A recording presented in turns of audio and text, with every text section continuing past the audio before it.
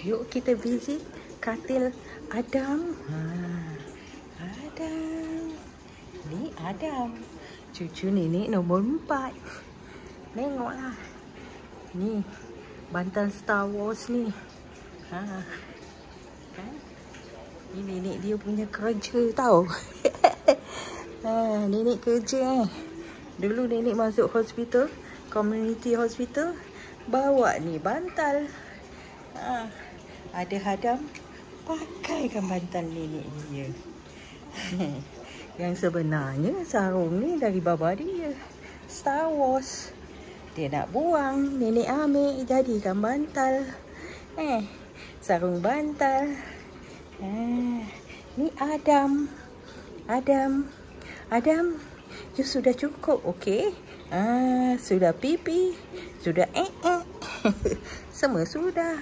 Nenek yang salin. Bapa kerja malam, dia sleep. Nenek jaga. Nenek jaga Adam. Alah Adam.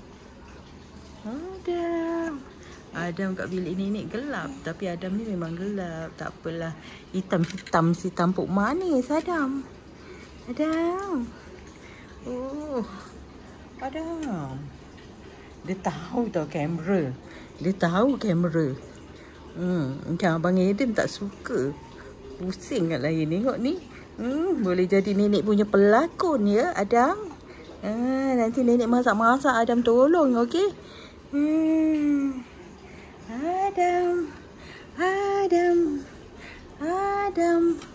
Adam Nufail. Tengok dia tak nak tengok lain. Dia tengok kamera je. Oh, so cerdik ni satu. Adam. Tengok. Ni nenek punya kerja. Semua nenek letak atas katil.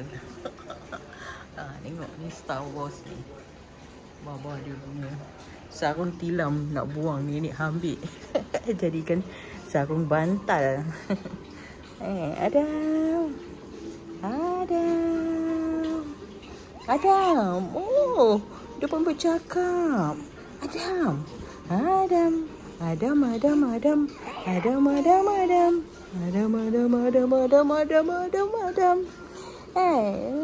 Ada setiap cucu ada lagu lah nenek dia.